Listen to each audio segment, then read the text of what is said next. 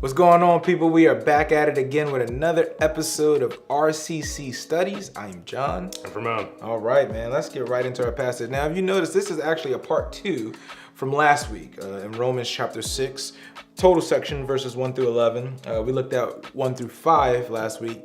Today, we're going to be looking at 6 through 11. So, Pastor V, can you go ahead and just read it for us? Sure. We know that our old self was crucified with him in order that the body of sin might be brought to nothing, so that we would no longer be enslaved to sin. The one who has died has been set free from sin. Now, if we have died with Christ, we believe that we also will live with him. We know that Christ, being raised from the dead, will never die again. Death no longer has dominion over him. For the death he died to sin once for all, but the life he lives to God. So you also must consider yourselves dead to sin and alive to God in Christ Jesus. Perfect. So verses, this is on the tail end of verses 1 through 5, as we talked about last week. 6 through 11, it opens up with this idea of, we know that our old self was crucified with him in order that the body of sin might be brought to nothing. Talk a little bit about, in terms of verse 6, how would you approach this going into it? Is it all right if I sort of look at it, as I've been looking at this even now, just if I kind of take it all together? Sure. I think you can do whatever you want, Pastor B. I appreciate that. Lead pastor. I appreciate that.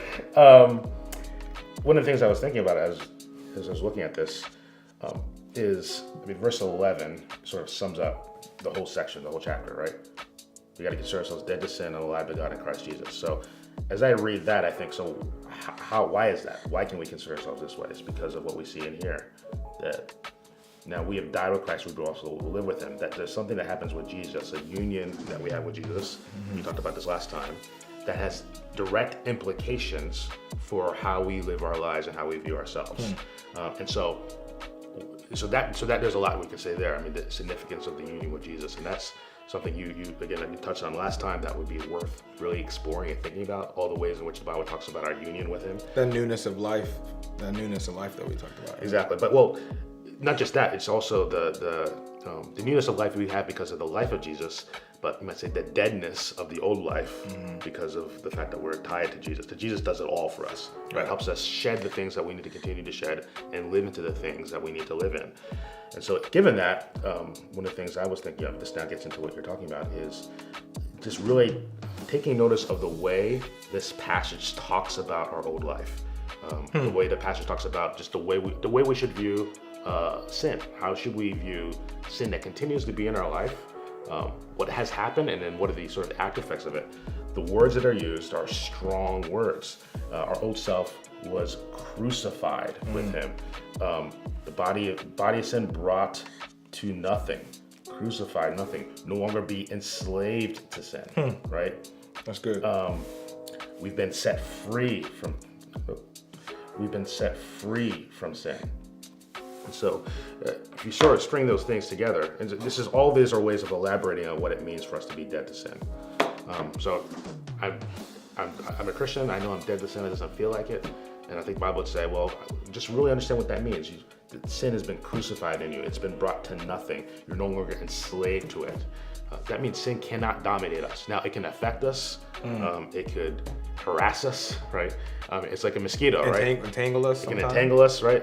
Mosquitoes sometimes leave bites on it. It's annoying, but no mosquito is going to enslave you, right? It's just a different perspective where we might say, well, the devil made me do it. That's a popular sort of saying out there. If you're a Christian, the devil can tempt you, right? The devil can harass you, but he cannot make you do it. Wow, that's good. That just can't happen. So it's a way of appreciating the fact that there is a real reality of sin and its power, but also appreciating the fact that to be in Jesus means you are alive in Christ. And so I think it gives great hope to those people who may be struggling and feel like they're struggling with the old self.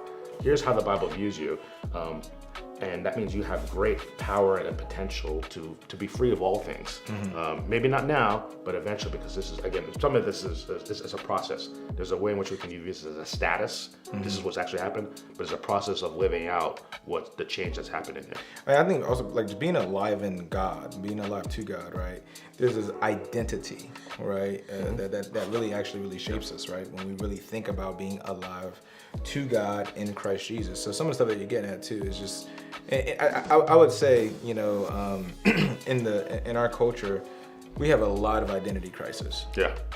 Tons of identity crisis. People don't know who they are. They think that they're other people. They think they're other genders. They think they're whatever the case may be, right? There's a huge identity issue, but grounding that in what the Bible actually says, not what you necessarily think about yourself or what other people have told What you. you feel about yourself. Or what you feel about yourself, right? Exactly. But what does God really say about you, and what does He think about you? And I think when we think about being alive to God, this idea of let me change the color here. The idea of this, the resurrection. So verse 9 is something that just strikes me. We know that Christ, being raised from the dead, will never die again. Death no longer has dominion over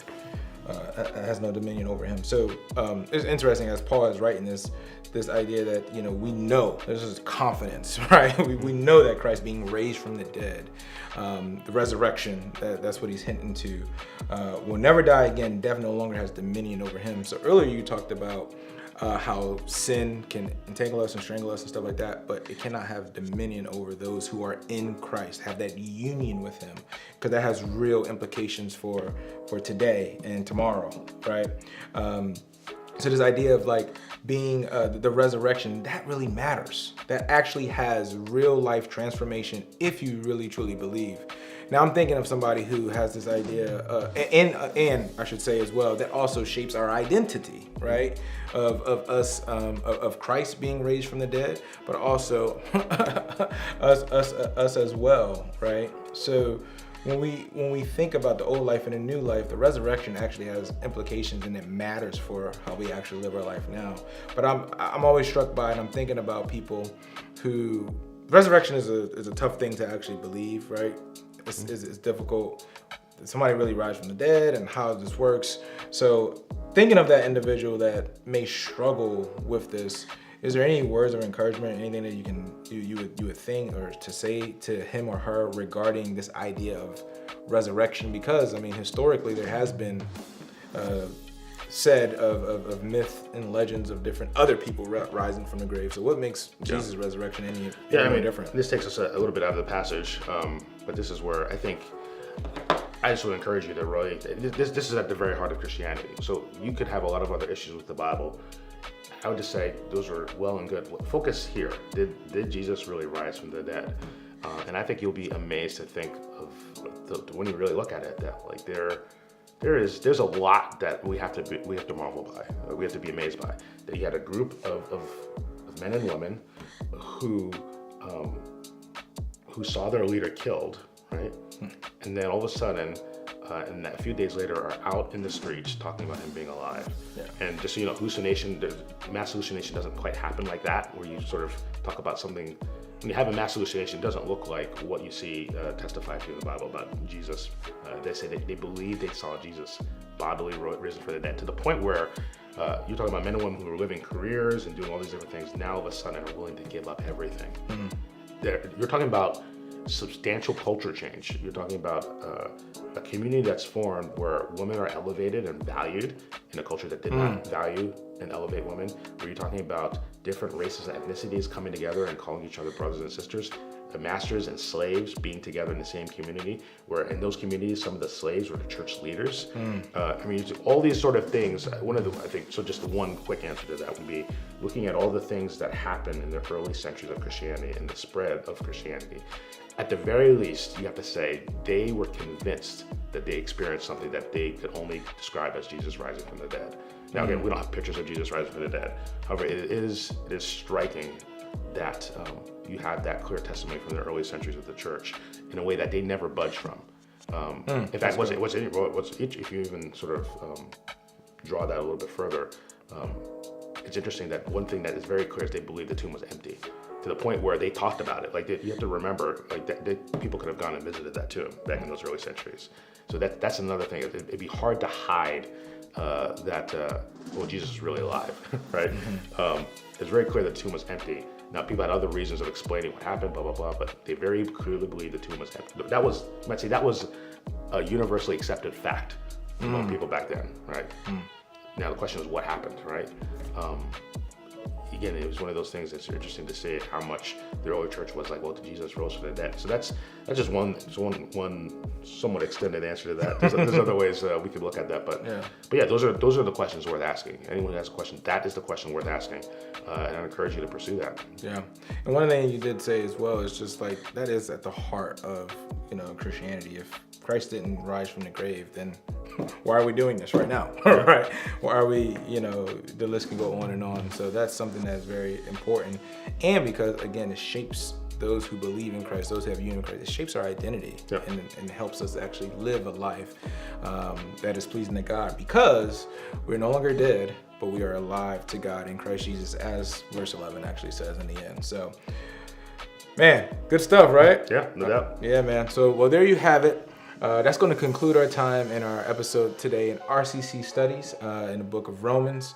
Hope this was encouraging to you.